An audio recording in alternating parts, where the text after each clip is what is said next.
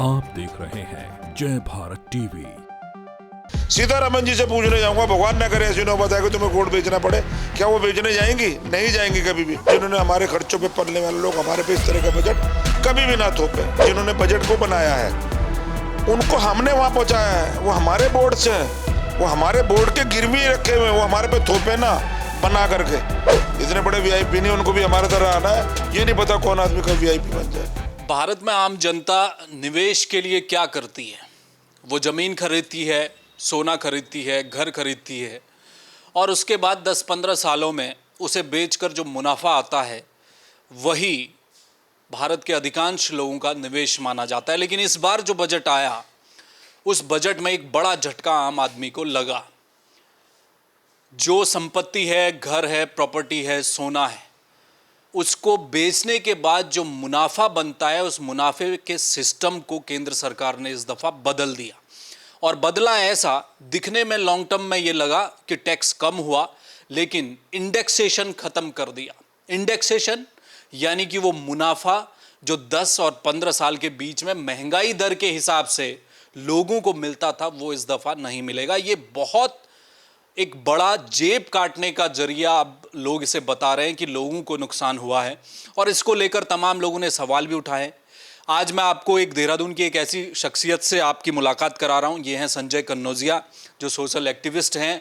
लगातार जनता से जुड़े हुए मुद्दों को आप उठाते रहते हैं और इस बार इसलिए मैं आज इनसे बातचीत कर रहा हूं क्योंकि इन्होंने कई फाइनेंस मिनिस्टर को हो, राष्ट्रपति को हो, तमाम नेता विपक्ष को हो पत्र भी लिख रहे हैं और उन्होंने ये भी कहा है कि अगर ये सिस्टम केंद्र सरकार सोने में, घर में, ज़मीन में जो टैक्स ले रही है और जो मुनाफे को कम कर दिया गया है लोगों को, अगर ये ख़त्म नहीं किया जाता तो कोर्ट का भी रास्ता ये अपनाएंगे।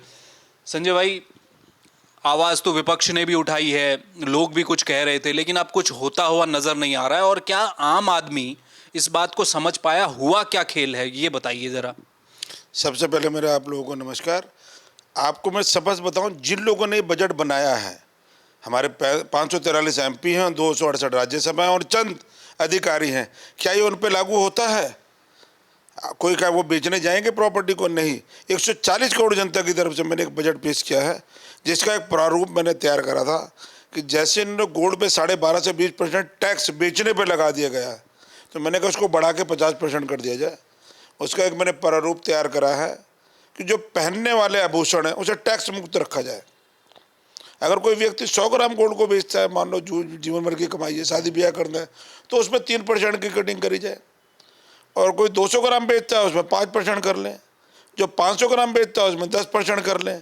जो 1 किलो बेचता है उसमें 15% कर लें, 20% कर लें। और जो 1 से 5 किलो बेचता है उसे 25% कर लें। और जो 5 से 10 किलो बेचता है उसे 40% कर लें। और जब 10 किलो से ऊपर बेचता है उसे 50% का टैक्स वसूले ना। जो पूंजीपतियों के घरों में जो गोल्ड रखा हुआ है वो किस लिए? क्योंकि वो बेचेंगे नहीं, उन पर टैक्स लगेगा नहीं। इन लोगों को ध्यान में रखते हुए हमारे पे थोपा जा रहा है, हमारी चुप्पी की परीक्षा ली जा रही है। आज ये देशवासी का मुद्दा है। मेरा एक आप लोगों से निवेदन है, जो भी इस वीडियो को देखे आगे से आगे फॉरवर्ड करे। ना मैंने इसमें गोल्ड बेचना है, ना मेरा निजी स्वार्थ है। मैं चाहता हूँ लोगों की जो जेब कट रही है, मेरी जेब आज कट जाएगी थोड़ी सी, 10-20 हज़ार की बर्दाश्त है, लेकिन आम जनता 140 करोड़ जनता का दर्द है। लोग बोल नहीं पाते हैं। हकीकत में वो लोग जो इसका बना रहे हैं बजट, वो कभी क्या इस पर लागू होगा? उन पर खुद पे लागू नहीं होगा तो हमारे पे क्यों थोप रहे हैं? जो व्यक्ति हमारे टैक्स के पैसों पे पल रहे हैं वो इस तरह के बजट बना पे हम थोप रहे हैं। देश की जनता बर्दाश्त नहीं करेगी। संजय भाई, एक चीज़ और समझाइए हमारे दर्शकों को। आपने बताया कि गोल्ड की जो वैल्यू है वो ख़त्म हो जाएगी क्या?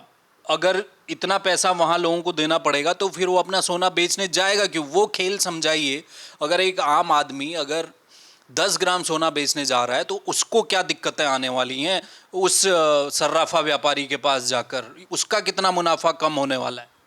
आप मानेंगे, अगर आप 1 तोला सोना है, मान के चलो उसमें 15 से 20% खोट, टाका, पॉलिश वो निकाल देंगे, 12.5 से 20% ये काट देंगे।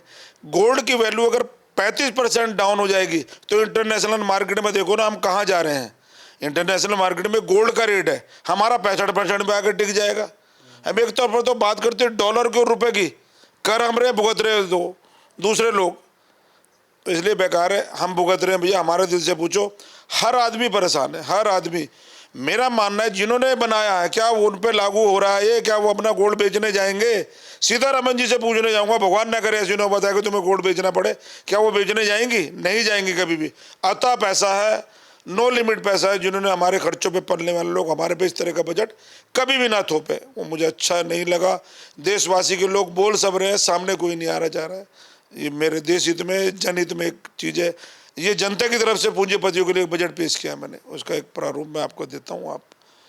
आपने कहा कि आप पत्र भी लिखने जा रहे हैं, तमाम नेताओं को लिख चुके हैं पत्र, और इसके बाद आपने कहा कि कोर्ट का रास्ता भी अपनाएंगे। क्या इस तरह के बजट के प्रावधान में, क्योंकि सरकार टैक्स लगाने की जो पद्धति है या वो तमाम प्रैक्टिस है वो सरकार करते आती है, सरकार की इनकम का सवाल है, तो क्या कोर्ट के लेवल का मामला है? आपको नज़र आता है कोर्ट में जाने का? नहीं जी, मेरे कहने का मतलब एक कोर्ट एक आखिरी रास्ता है। मैंने बोला मैं जाऊंगा। आप अगर, मैं कह रहा हूँ आम आदमी की जगह अपने आप को सोचे, जिन्होंने बजट को बनाया है उनको हमने वहाँ पहुँचाया है, वो हमारे बोर्ड से हैं, वो हमारे बोर्ड के गिरवी रखे हुए हैं, वो हमारे पे थोपे ना बना करके। हमारे टैक्सों से उनका घर चल रहा है, उनका परिवार चल रहा है। अगर वो वीआईपी है तो मेरी बदौलत है, मैं उनकी बदौलत नहीं हूँ इस प्रदेश में, चाहे वो कोई सा वीआईपी हो किसी पार्टी का। मेरा खुला विरोध है इस बजट का। और आप मानेंगे वो वीआईपी कब है? जब हमने वोट दिया, पार्लियामेंट में पहुंचाया। इतने बड़े वीआईपी नहीं, उनको भी हमारे तरह आना है। ये नहीं पता कौन आदमी कब वीआईपी बन जाए। आपको लगता है कि सोने में जो लोग, क्योंकि हर आम भारतीय, हर घर में सोना ही सबसे बड़ा और एक इन्वेस्टमेंट माना जाता है, खासकर महिलाएं, क्योंकि बहुत उनको ये रहता है कि भाई गोल्ड में ही सब कुछ निवेश जो भी करना है कर लिया जाए, उसमें कमी आने वाली है लोगों के लिए। सोने में अब कोई मुनाफा आम आदमी के लिए बचा नहीं। नहीं, तो हमारे सरकारें बड़े अच्छी तरह से जानते हैं।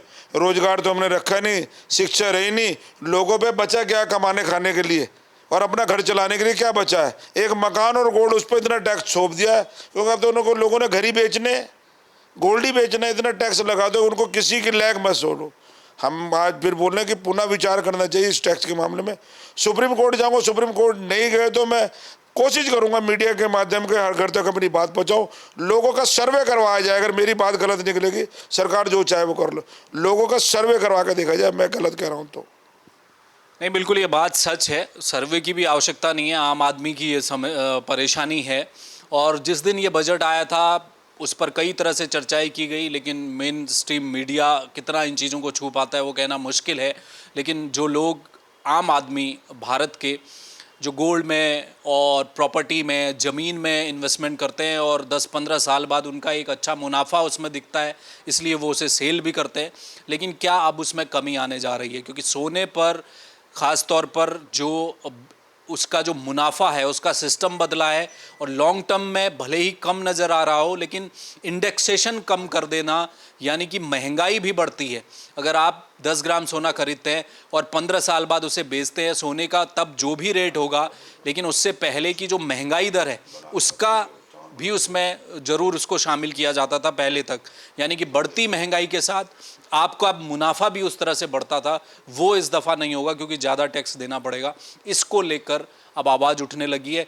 देखना ये है कि आने वाले समय में क्या सरकार इस पॉइंट पर इसे रोल बैक करेगी, या ये एक सरकार की कमाई का एक बड़ा जरिया बनता चला जाएगा। कैमरामैन मयूर उपाध्याय के साथ हेमंत, जय भारत टीवी।